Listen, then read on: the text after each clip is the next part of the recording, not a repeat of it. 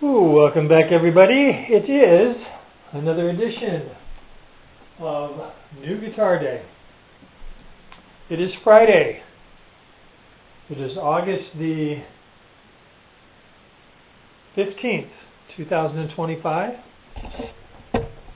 Once again, you'll notice this box is smaller than your usual guitar. A week ago, we were here. We were unboxing I guess we call them Rickenfakers or Rickenbackers. I don't know what you want to call them. Anyways, these are imitation, homage, tribute. I'm not sure what you want to call it. Call it whatever you want. This is the John Lennon 325 model. Last week we got one that came from a company called Vicers, and it was an absolute disaster. This week we're getting one from a company called KGD, I believe is the company's name. We bought one from them last week.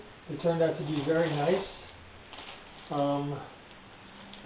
So we're hoping that this one will be equally as nice. This one has an interesting story behind it. Back in the 60s, there was an English distribution company that wanted to make a deal with Rickenbacker. I believe their name is Rose Morris. Anyways, they made a deal with Rickenbacker to import Rickenbacker guitars, but they did it on the condition of a couple exclusive changes. One of them being is that most Rickenbacker semi-hollow body guitars have the sound hole, but it's not your classic F-hole, and so apparently these were specified to have a classic F-hole, so that's what they did. But then a guy added, let's just do a quick check here. Oh, much better job on the back, and that fret end is very nice. It's definitely yeah, looks sweet.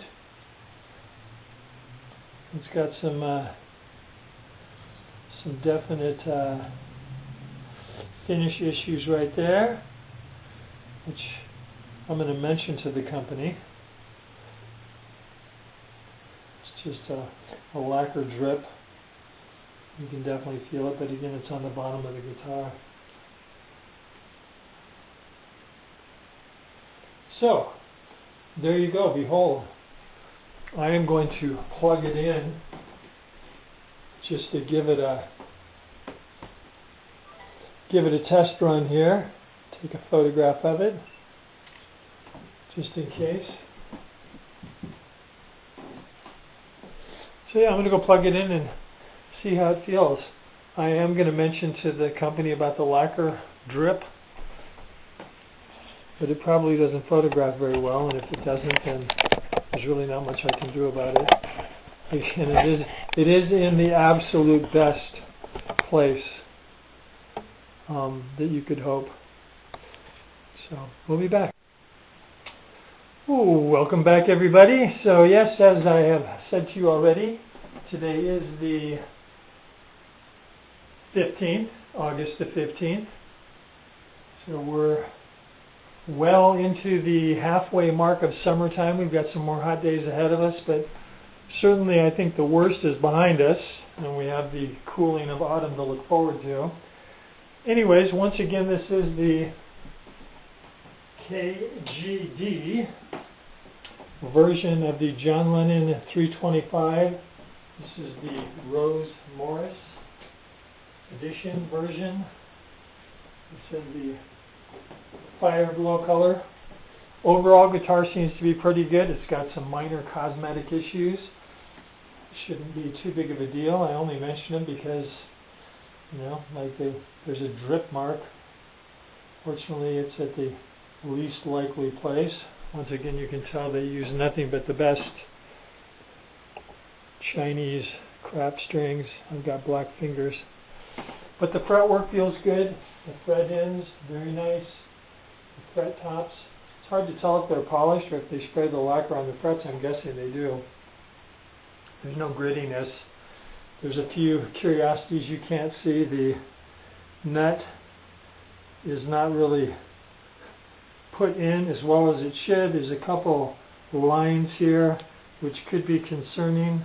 You don't feel like there's any separation at all, but you know, again, we're talking a $200 guitar.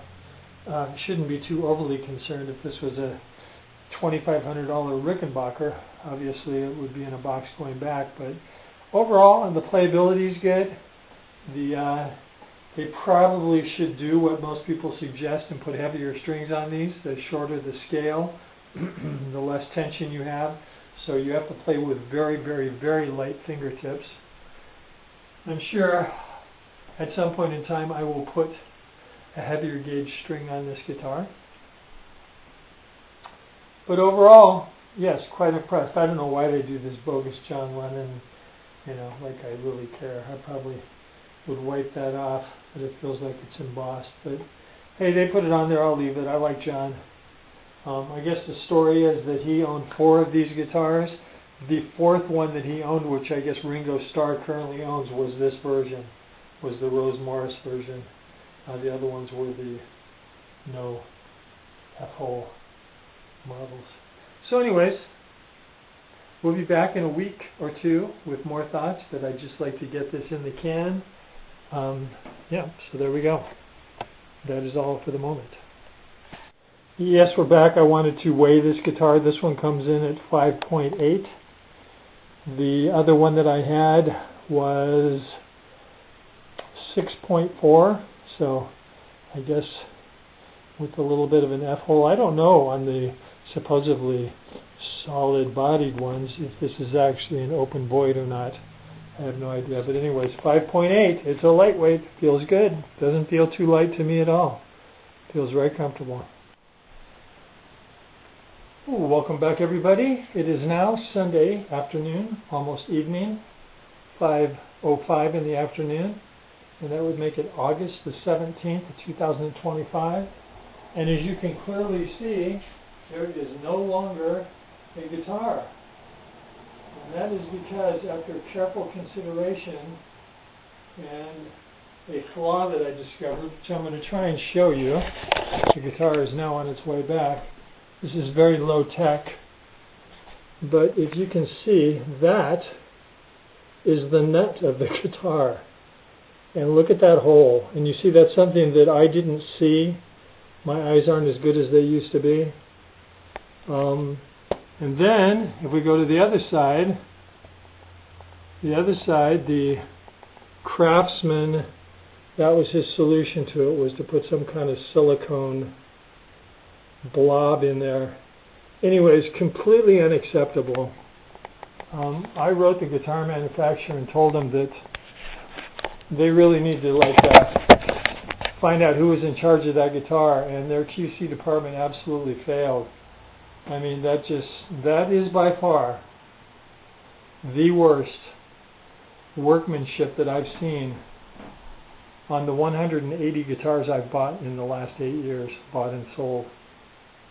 Just abysmal. And then it had a big run of the paint on the bottom side, like the guy who was spray painting it looked away and put too much paint on it and then let the paint just dribble down.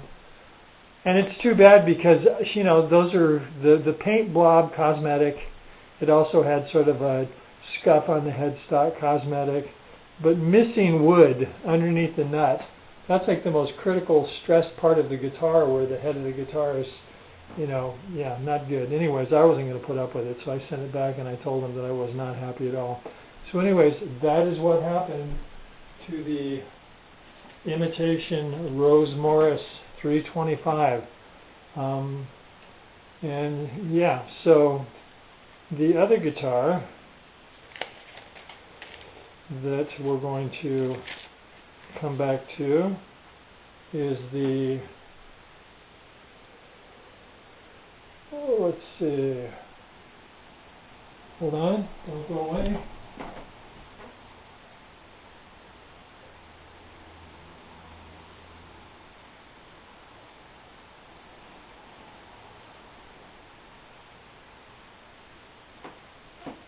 This would be the 620. So we're going to step out of this real quick just so that there's a separate space, and we'll be right back.